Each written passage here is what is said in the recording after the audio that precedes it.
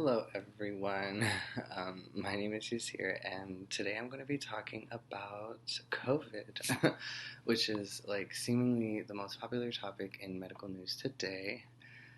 Specifically, I will be talking about convalescent plasma therapy and how current researchers and the media depict the findings in the study that I'm going to be presenting to you in this presentation. So, convalescent plasma transfusion is the process in which a patient passively receives another person's blood in order to obtain certain blood components. In this case, the specific component researchers were after were the IgG antibodies of individuals who had been previously infected with COVID. IgG antibodies are a natural product in the humoral response of the immune system. These antibodies are created by B cells, which are activated when a person comes in contact with a familiar pathogen. Researchers were specifically looking for individuals who had a titer of equal to or greater than 1 to 320 antibodies. The reason this treatment was quickly adopted by medical professionals was because with newly emerging diseases, there is no defined treatment pathway for said disease. In the past, blood transfusion has been seen to be a successful pathway in treating these illnesses. Some examples where plasma transfusion successfully helps its patients are with influenza and even Ebola. Fun fact.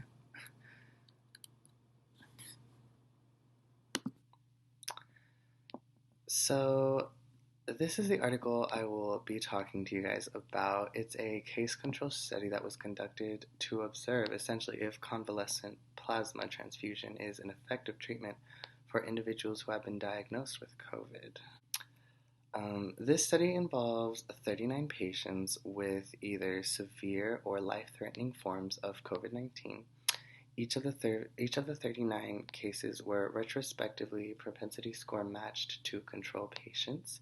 These control patients were admitted to the hospital for COVID as well at the same time as the treated patients. Propensity score matching is a data collecting technique in which the researcher estimates the level of an effect and matches individuals according to that estimation. I will go further into how exactly they were matched in the later slides. The study was conducted in New York City at Mount Sinai Hospital. All the patients, including the controls, were admitted between the dates of March 24th and April 8th of this year.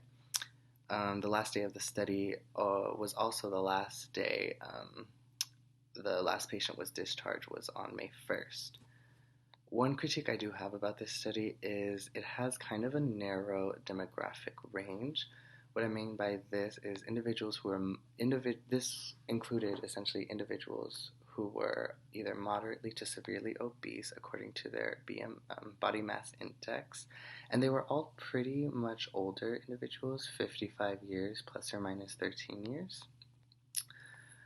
Statistically so, these individuals are the ones who are hit hardest, one of the individuals that are hit hardest with COVID. However, I feel a study that integrates people of all ages, including children and young adults, may have a more solidified reach of who this treatment is good for. The image on the right highlights some of the important demographics of these patients who were involved in this study.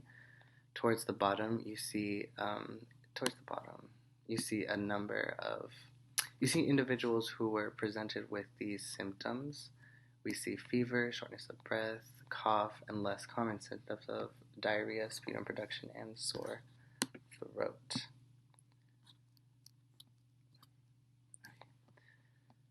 Patients were deemed eligible for this study by the FDA themselves.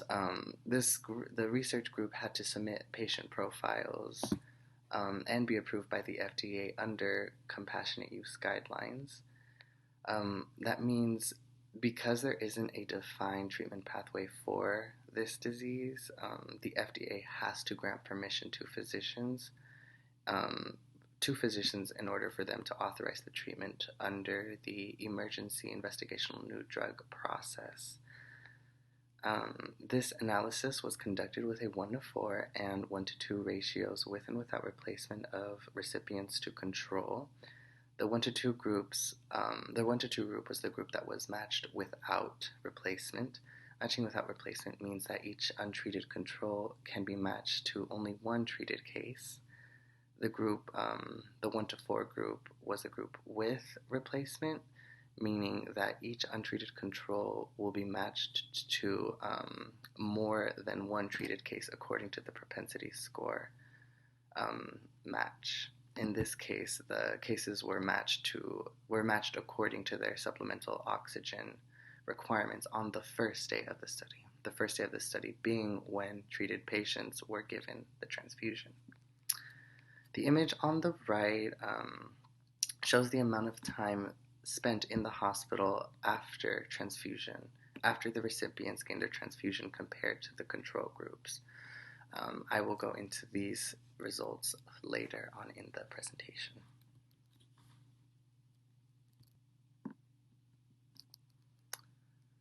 The recipients were given the convalescent plasma transfusion on day 0. This was the first official day of the study.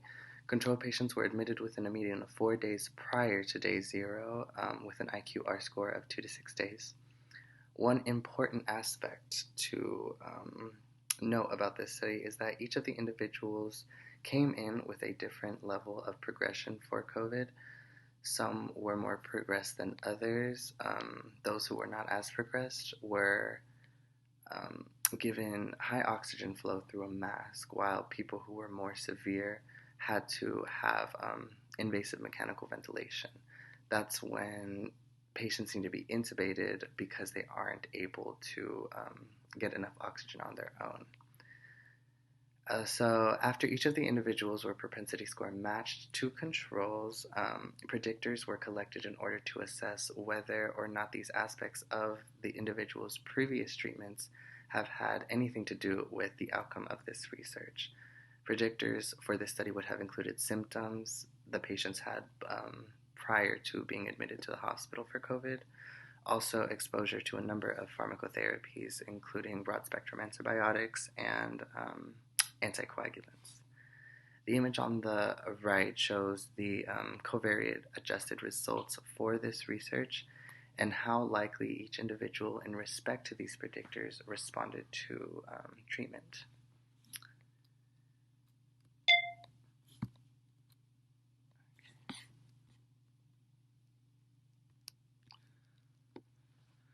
When the study had come to an end, there were several noticeable trends that were presented within the data. The time in which the plasma transfusion was administered to one of the treated cases was associated statistically to a healthy recovery.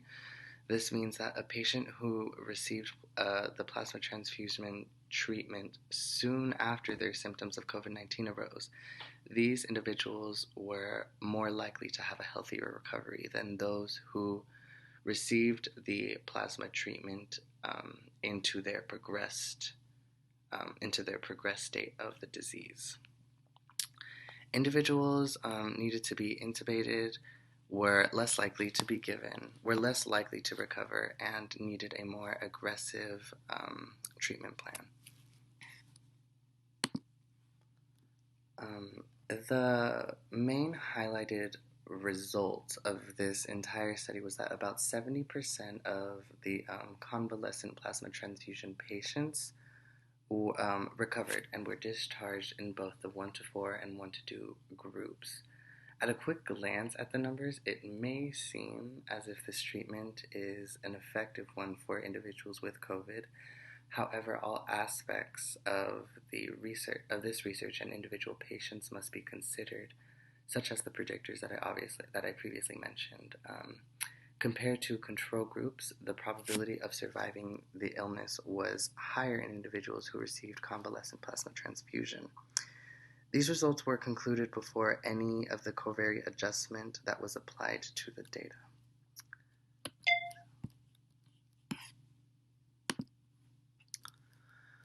So, after 14 days of being in the hospital, the oxygen requirements worsened for 17.9% of plasma recipients in the study, compared to control patients where the oxygen requirement worsened in 28.2% of individuals.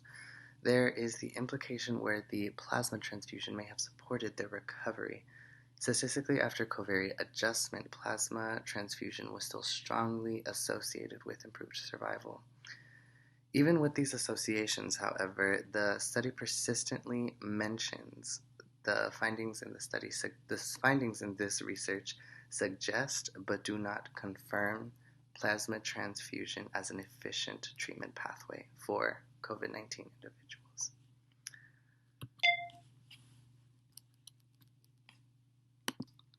So this is the mass media article that I chose to utilize for this presentation. As you can see, it is very brief. Um, I would say there is about 10% of the information that was in the actual peer-reviewed literature. However, I feel like it does condense a lot of that information into this little summary.